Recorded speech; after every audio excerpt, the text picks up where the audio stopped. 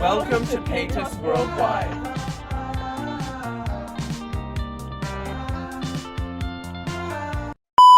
Good morning to those tuning in. We have quite the interesting segment for tonight. There's been a tsunami that has swept through the Indian Ocean coastal countries. We presently have one of our reporters on scene. I'm going to send you over to them now. What's the current situation?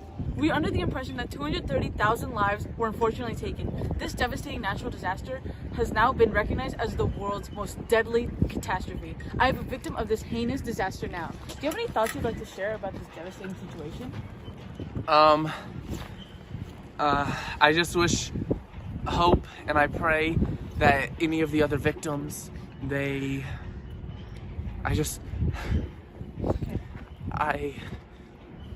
can't do this. We will keep you updated. After some consolation, I wanted to let him speak more on the situation. I'm just out here praying for everyone that's lost anyone. I'm grateful to have been able to survive, my family and I. And I just wish for a speedy recovery for the town and for everyone, the families. That is all for today. On to the next report. Are you gonna do it? I'll do it if you do it. What if the smoke burns? It won't. If you're such a loser, just use the oil. Yeah, Sophia, don't be such a loser. Stop drug use. 1 in 3 teens fall into the trap. Don't become a statistic. Newly built Tavistock Square Gardens Memorial was created in honor of the victims killed during the London bombings. These terrorist bombings were executed during 2005 in the city and train stations of London. So today, we are here to remind ourselves of what happened. On the date July 5th, 2005, 52 people were killed and more than 700 were injured on underground trains located around London. At around 8:50 a.m. that morning, 3 different suicide bombings occurred on the London Underground, including a train outside of Liverpool Street Station, accumulating 7 deaths, a train outside of Edgware Road Station, accumulating 6 deaths, a train traveling between King's Cross and Russell Square Station, accumulating 26 deaths. At 9:47 a.m., the 4th suicide bomb exploded on a double-decker bus located at Tavistock Place, accumulating 13 deaths to a total number. The British Prime Minister, Tony Blair, declared at 12 p.m. these attacks barbaric and believed them to be terrorist attacks. He was in fact correct.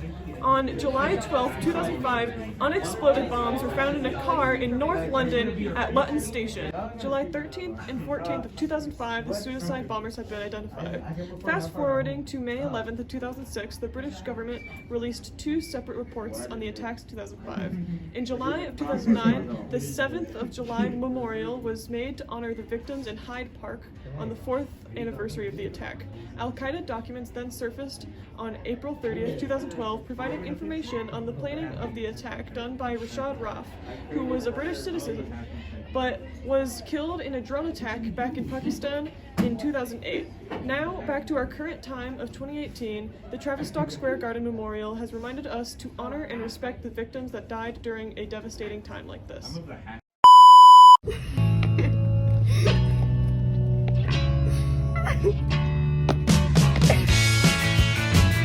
I like that. Actually, what? I have it upside down.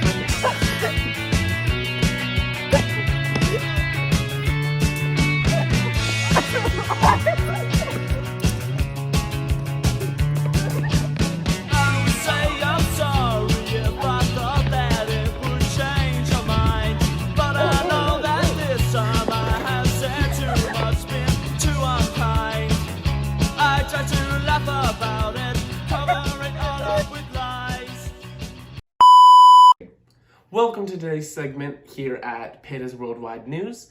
Today we are covering the scandalous Monica Lewinsky situation. So here we have a little demonstration. So Monica confided in her friends and said it's kind of a funny story. She asked them, can you keep a secret? And when she told them that she was engaging in certain activities with the President of the United States, They said he's so not worth it after all the torment he puts her through.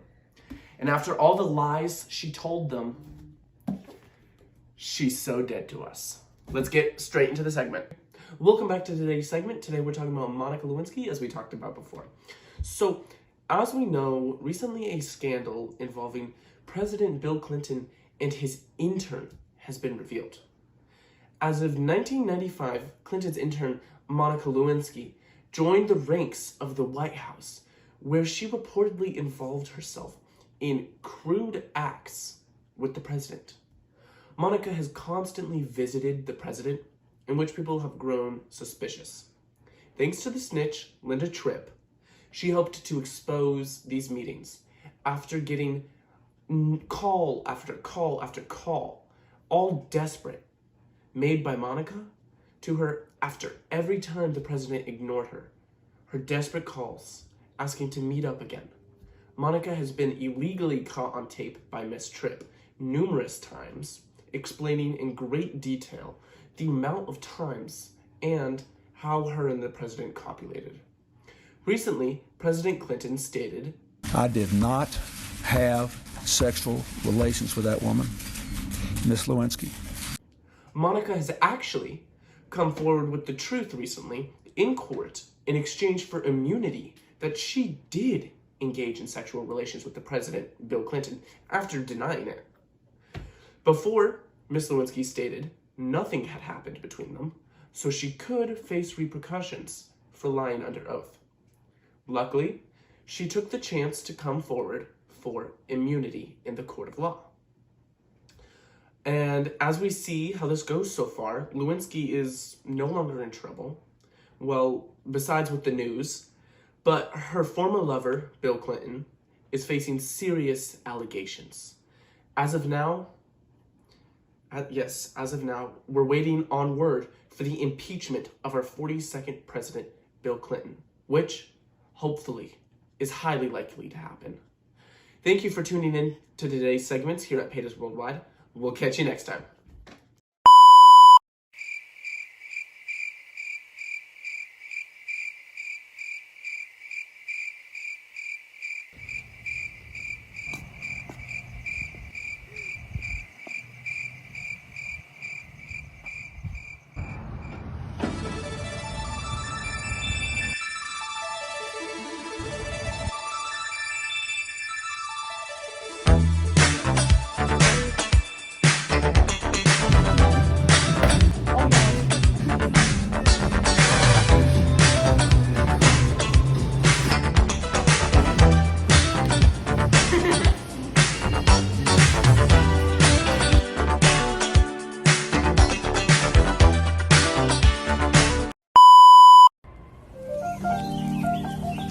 Thanks for tuning in. Arigato.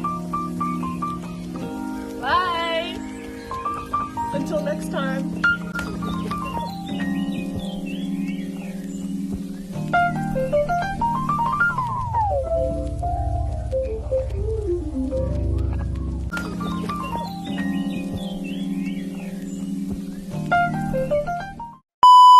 Devastating hundreds and thousands of people's lives.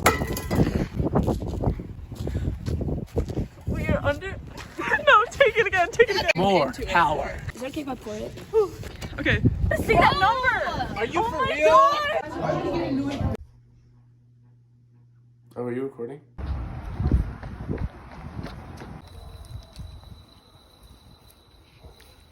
Okay. Wait, hold on. Wait, what? Okay, I held it upside down, so I can't help it.